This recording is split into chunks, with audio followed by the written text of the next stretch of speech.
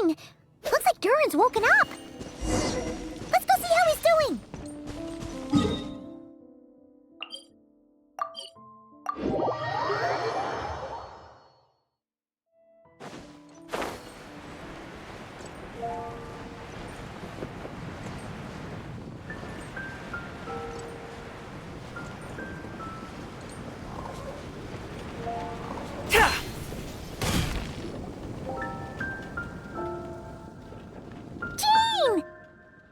Hello, you two. I'm glad you got my letter. Duran's awake and waiting on the bench over there. I'm here if you need help. Just give me a shout. Don't worry about us. We'll be fine. Oh, hey, you two. I just remembered what happened right before I passed out. Thanks for holding me back. I shudder to think what might have happened if you hadn't. I'm fine now. It's just... a lot of people seem to have forgotten me. Don't worry. We'll figure out a way to fix this. Why don't you start by telling us what happened? It felt so strange. After I realized no one recognized me anymore, I suddenly felt like I'd completely lost contact with my body. Abyssal power lies sealed within this body I inhabit. So when I lost my connection to it, I lost control of that power too. It wasn't until I heard everyone calling my name that I was able to reconnect with my body. You lost contact with your body? Does that mean there's something wrong with it? Sounds like we need Albedo more than ever. I don't think the problem lies in Albedo's alchemy. Huh. But then, why are people forgetting you? Guess that's what we need to figure out. That means we need Alice for sure. But it's been ages and she still hasn't been in contact. Now would be a really good time for a hint. How could the story's budding branches even hope to reach beyond the towering walls? Leaving the castle, the witch went off in search of the tallest, grandest tree in the whole world. High up in the canopy of that tree, she sought a resting place, a refuge where the little sapling might take root. Go to that place, for it was there that the sapling felt its first breath of wind. Huh? Was that another clue? Does that mean the story isn't over yet? Leaving the castle. It just occurred to me. If this story is all about my own experiences, then wouldn't what happened after I left Simulanka be part of it too? But how could she possibly know exactly what would happen? And even if she did, how could we know when the story was complete? Yeah. Since we can't reach Alice right now, we'll just have to get to the bottom of this ourselves. But first, we gotta figure out where this riddle wants us to go. The tallest, grandest tree in the whole wide world. Huh. The only place that ever gave me that feeling was the one I ended up in right after leaving Simulanka. They had great coffee there too, and so many books you'd never run out of things to read. Think about it. Our search in Mondstadt began in a library, right? Well, Sumeru City's got one of those too, and it's absolutely huge. What do you say? Should we try looking there? Huh. That does kind of make sense. And it's not like Paimon's got a better idea. All right, let's just give Gene and the others a heads up first. Well, it sounds like you've got a plan, so I won't interfere. All I ask is that you stay safe. Albedo won't be back for some time, and until he is, we can't know for sure how dangerous Duran might be in his current state. I'm so sorry about what happened before. Believe me, I'm not blaming you, and neither is anyone else here. If anything, it's the opposite. We're all just worried about you. Worried? About me? Come with me.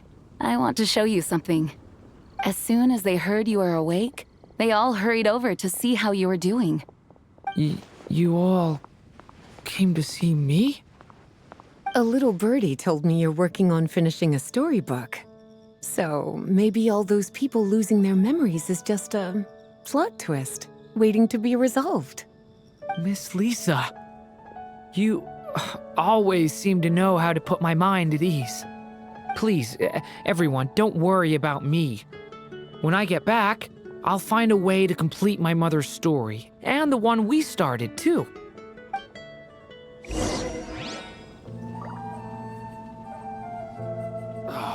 Where am I going to get them?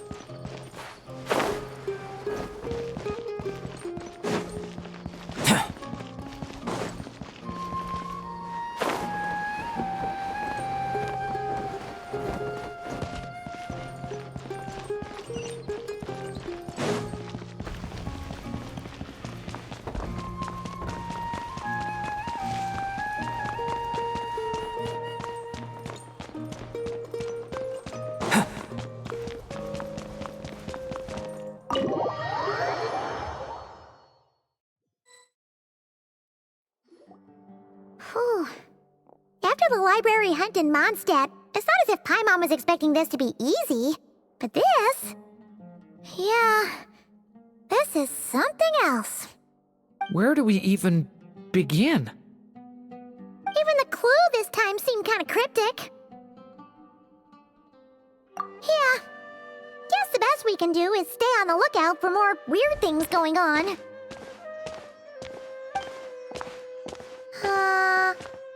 Huh? Sorry, what was that? I'm here to return Volume 5. According to the catalog, Volume 5 of this series is not available for loan. I can't accept the return of a book that was never checked out in the first place. Let me put it this way. My copy is complete. Yours, on the other hand, is missing large amounts of content. So you should swap it for mine instead. Sir, you have to understand. Managing a library is a serious business, and we have protocols in place for this kind of thing. I can't just replace an important volume in our collection based on nothing more than your word. Hey! Look what the Wandering Tom dragged in! Oh, it's you. And, what is it you're doing here? I'm a traveling scholar, as you know. Isn't a library the most natural place for me to be? Well, the last time we saw you was all the way in Notcry. Paimon just didn't expect to suddenly see you in Sumeru, that's all. There were some things I needed to come back and take care of. Some documents had gone missing, so I tracked them down, restored them to their original condition. And now, I'm here to return them. And considering what I'm planning to do next, it feels like a weight off my shoulders. What's going on with you, huh? You look like a kicked puppy. Hat guy. Ah, at least you haven't forgotten about me. What's that supposed to mean?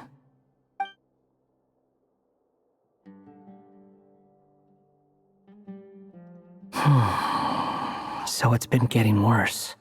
Sounds like you know something we don't. After he left Simulanka, he spent some time traveling Sumeru with me.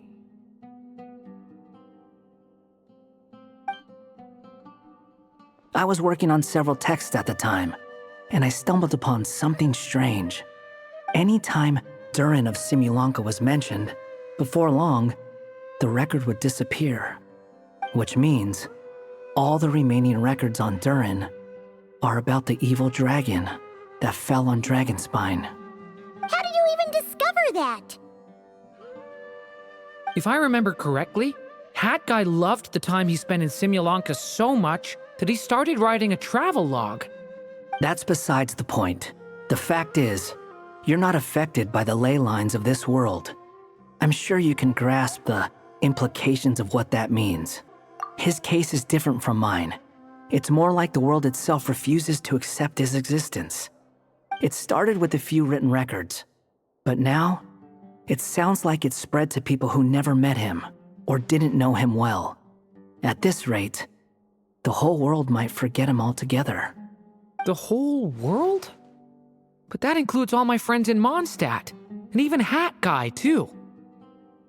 So that's what you've been worried about all this time? Why didn't you just tell me?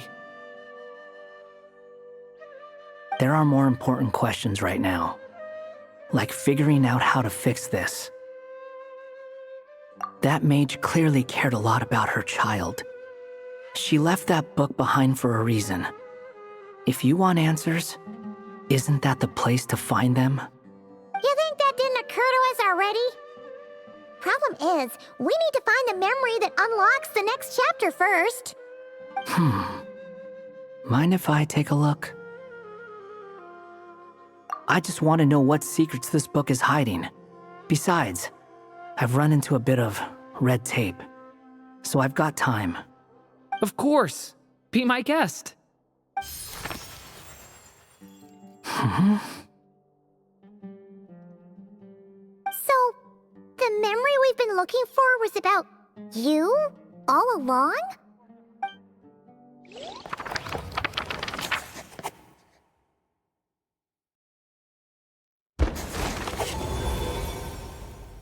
The little dragon became companions with a stray cat with dark blue fur. It was a friendship born of all they had in common. He left his castle at the stray's invitation, setting out to explore the world beyond its walls. There, he grew fond of the outside world, eager to make friends and share the story of his life. Taken by the dragon's story, the stray tried to write it down. But he soon realized that no matter how he tried, it would always warp into the evil dragon's tale.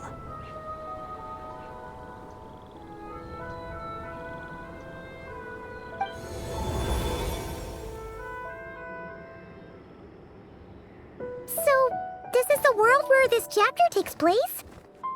Looks like we're at the top of some kind of gigantic tree. This one must be about what happened to me when I first arrived in Tevat. No wonder the memory that unlocked it was about Hat Guy. Most of my memories from that period were. Hold on.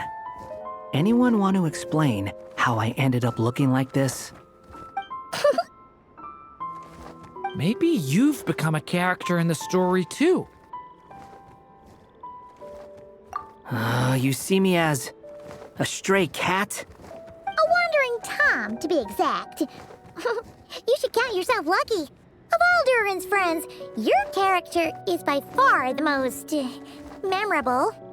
Maybe it's because I've known Hat Guy for longer, so my impression of him is more vivid than the others. Vivid? Then how come you haven't changed one bit? Guess that means the impression the traveler left was so vivid, it didn't need changing.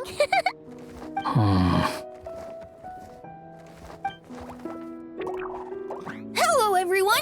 Ready for today's adventure? It's the storybook, Durin. Oh.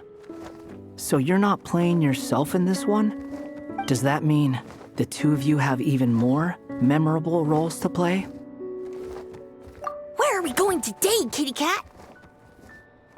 Whatever. Just follow me. Same as always. Okie dokie! Can we chat along the way? If you have something to say, just say it. Was that seriously how the two of you communicated when you first got here? Yep. Anyway, how do we get ourselves out of here? Usually, the narrator gives hints to help us figure out what to do. Speaking of which, about time we got some of those, don't you think? The story's vines had woven themselves together into a giant tree, the boughs of which a little storyless dragon now paced, homeless among its leaves. He had to find a way to leave this place and set off in search of a home of his own. If he stayed, the world would erase him from its memory altogether. To leave this place? But where am I supposed to go? The little dragon felt completely lost. Just like the vines, the road ahead branched off into different directions, twisting and turning before disappearing into the mist. But as luck would have it, a prophetess waited up ahead. Perhaps she might know where each path might take him.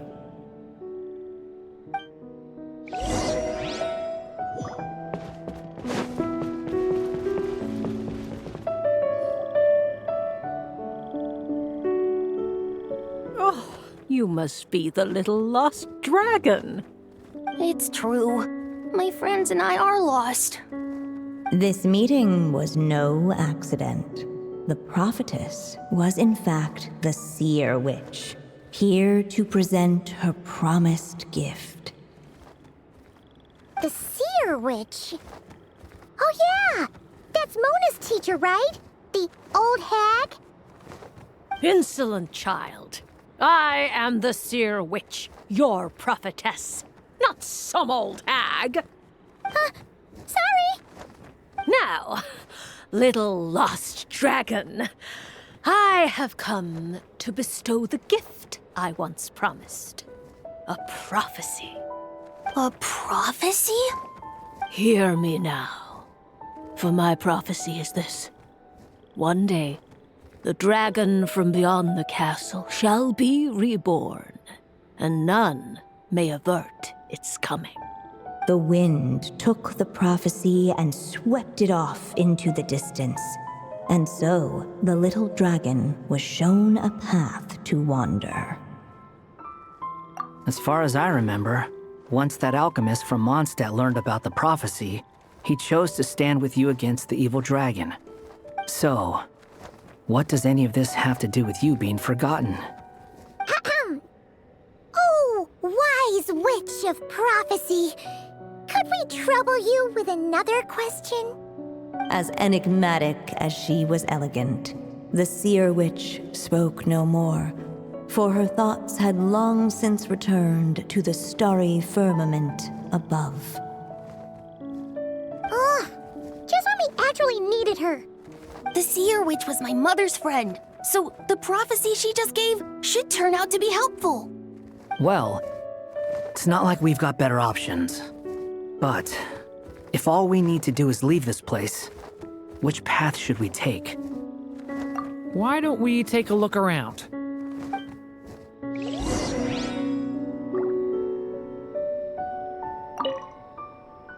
As enigmatic as she was elegant, the seer witch spoke no more, for her thoughts had long since returned to the starry firmament above.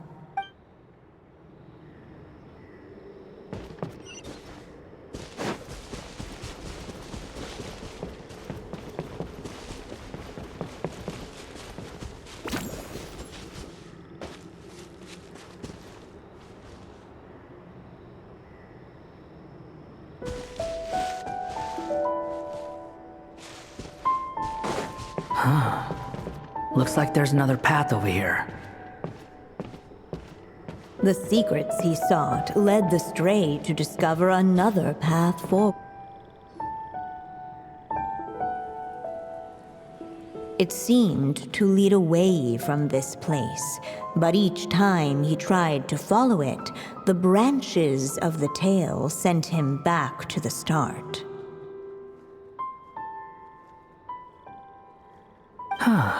So the author managed to work this book into the story too. I'll hand it to her. This book is fascinating. What's going on here? When I first realized you were being forgotten by the world, I thought it might be because you spent too much time with me. In which case, the only hope of a cure would be to cut our ties for good. What makes you think that? Once upon a time, the Stray tore apart his own story and was forgotten by the world beyond the castle. He believed the story had cursed him, and that his misfortune had rubbed off upon the little dragon. The story's curse. It was just a suspicion before, but now I think it's something we have to try. Wait, what do you mean? Try what? One of the story's branches is a path I can't take. If you follow it out of here, I won't be part of your story anymore. Considering what the strange magic in this book is capable of, making that choice could cut our connection once and for all.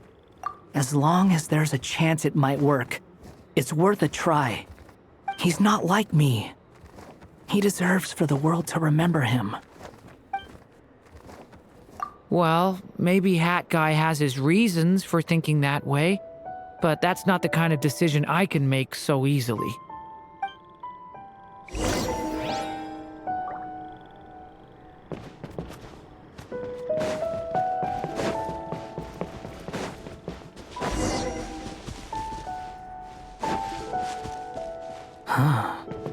Looks like there's another path over here. The secrets he sought led the Stray to discover another path forward, though it was overgrown with bristling thorns.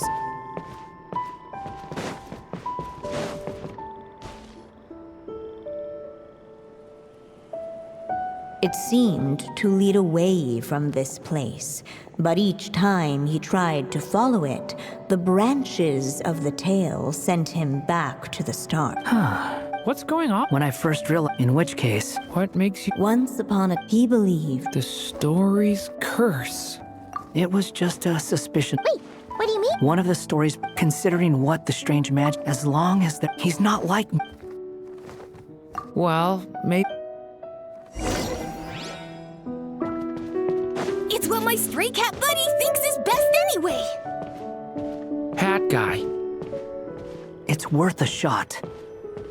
Just don't let this world forget who you are.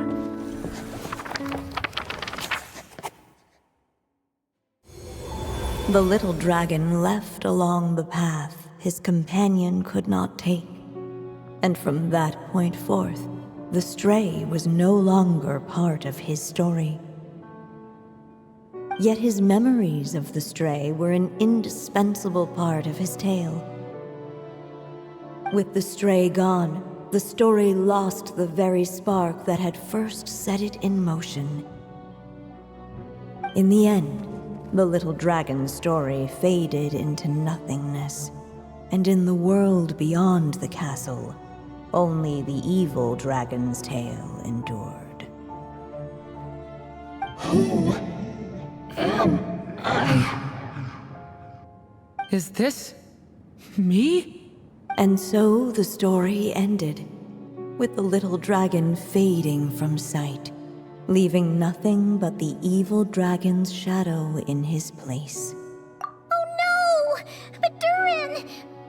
Ugh! Way to go, Hat Guy!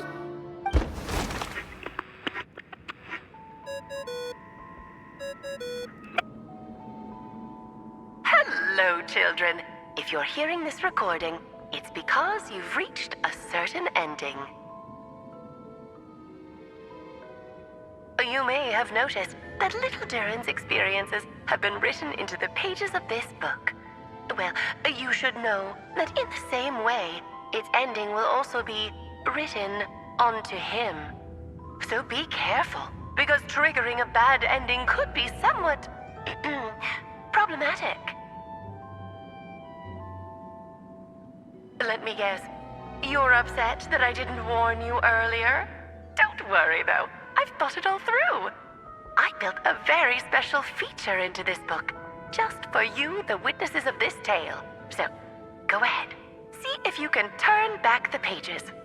If you're not happy with the ending you've reached, just flip back a few pages and let the tale unfold once more. Pretty incredible, huh? That's the power of magic.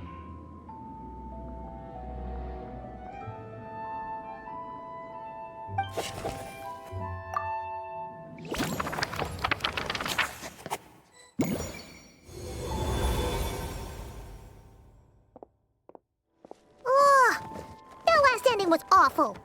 No way we're picking that path again. What are you even talking about? Hurry up and pick a path so we can get out of here. Let's pick one together. Sounds like the others aren't aware of what just happened. But Paimon's not sure how we'd even explain it. Guess all we can do is warn them if they're about to choose wrong again.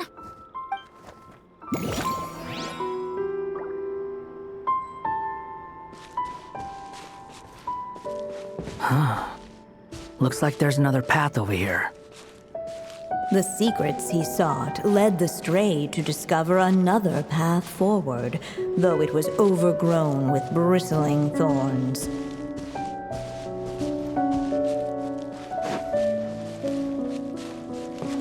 Looking back the way he had come, the little dragon saw a gentle glow, a warm light that reminded him of somewhere familiar. The castle his mother had built for him still stood tall as ever, and in the paradise behind its walls lingered many joys of the past. Its gates were always open for him, a haven where no tales of wicked dragons were told.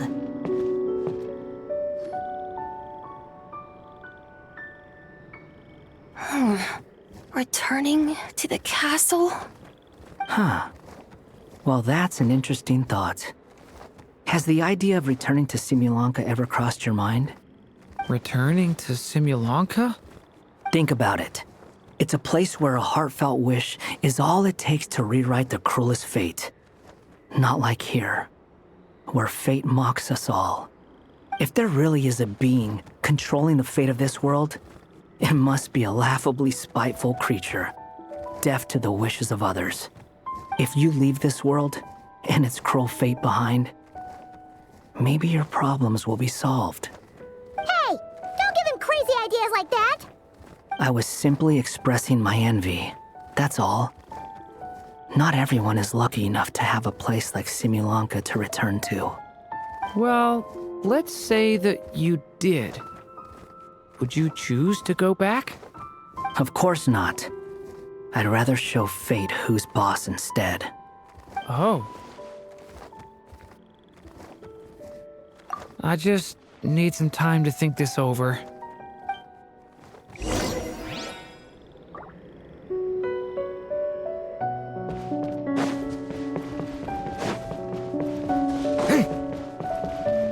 You really want to return to the castle, don't you, little dragon?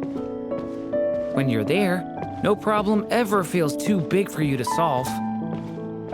Yeah, I guess I do feel that way sometimes.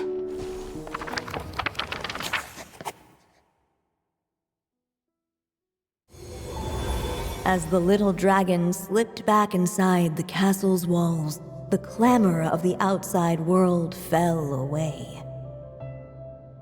There was no danger here, no problems for the little dragon to resolve. As soon as his mother finished her story, it was time for the child to drift off into the world of dreams.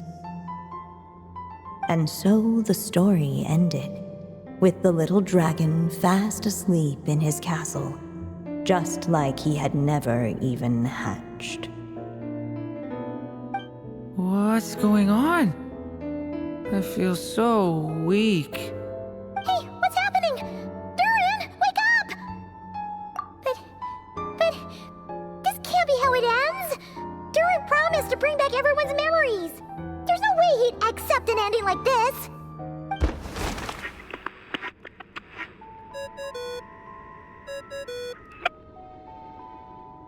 Remember, if you're unhappy with this ending, try thinking of a way around it.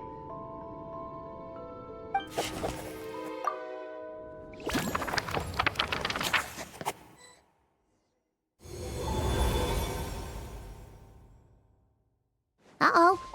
That's not the right one either. If it comes to it, we'll just have to try warning Durin again.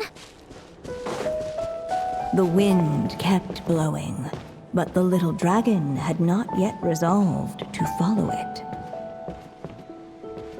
Before him lay a foggy path, and where it might lead he could not tell.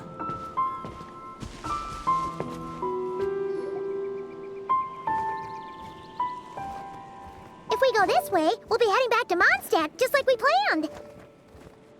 Out of all the options so far, this seems like the safest, right? At least we know what happens next.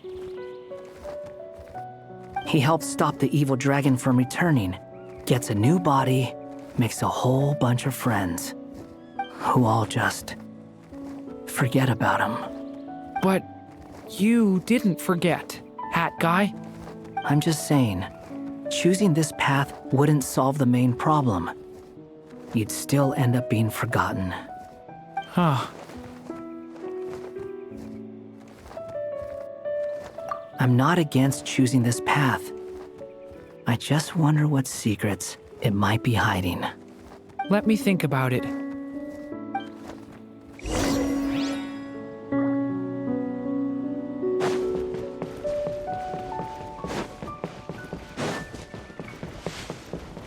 I still think you should keep going, little dragon.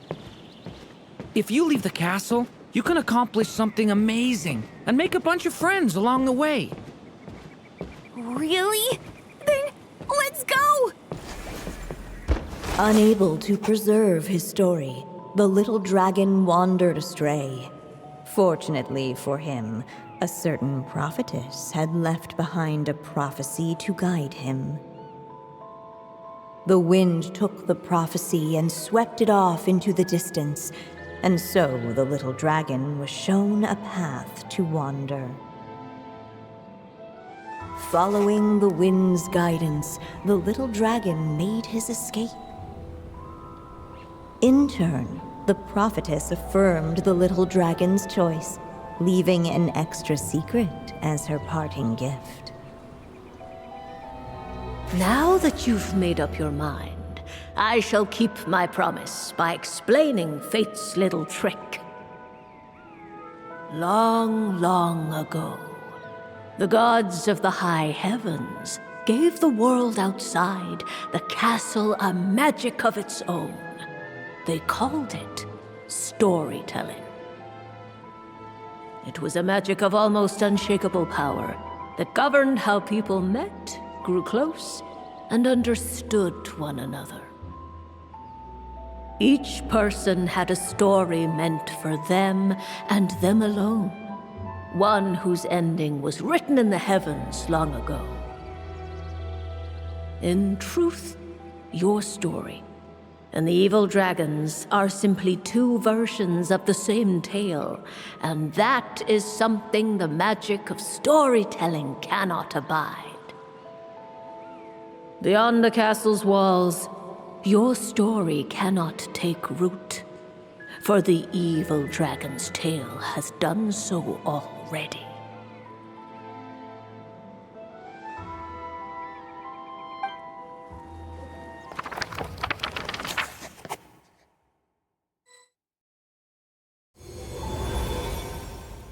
So, that was the secret? Huh.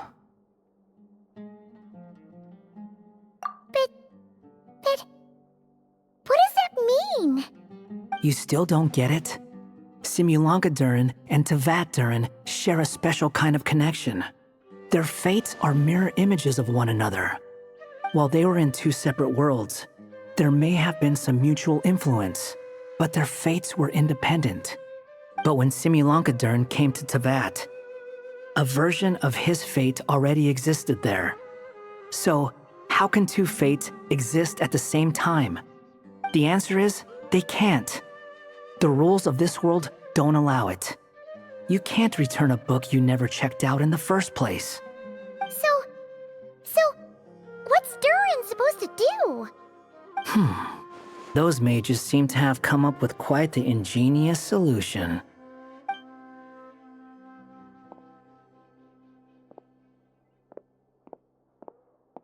I'm here to make a return. As I said, there's no record of Volume 5 of this series ever being checked out. Then just think of this as Volume 6. Based on what I know, the author was planning on publishing another volume anyway. The catalog does have a slot reserved for Volume 6. So, this is it? Sure, let's go with that. All you need to know is, I'll be the one writing this series from now on. You...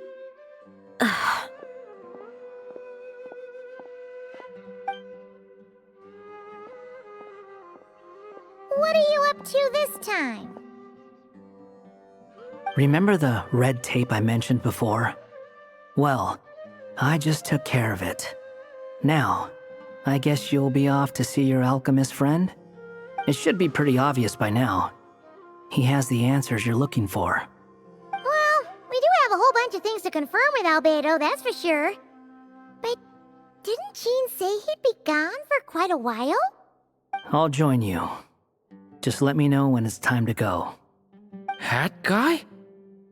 Don't sound so surprised. I'm part of this story too, aren't I? I'm just playing my role. Well, yeah. But it's not that. I just feel like you want to help, but something's holding you back. When I first realized you were being forgotten by the world, I thought it might be because you spent too much time with me. I even thought cutting our ties might be the only way to fix it. Why would you think that?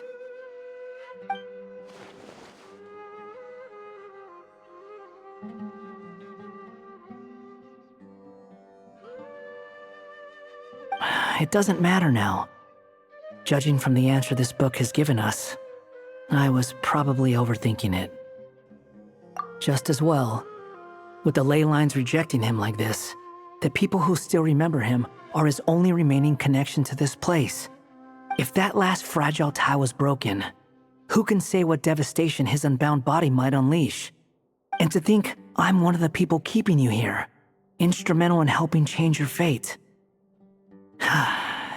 Can't say I saw it coming. Well, if it's good enough for Hat Guy, it's good enough for me. After all, he is about as odd as humans get. Excuse me? With some people, even if you try asking a simple question, they'll always give you a complicated answer. And the more you ask, the more complicated it gets. Truth is, Hat Guy's just that kind of guy. Whatever. All I needed was a yes or no, so we can quit it with all the back and forth.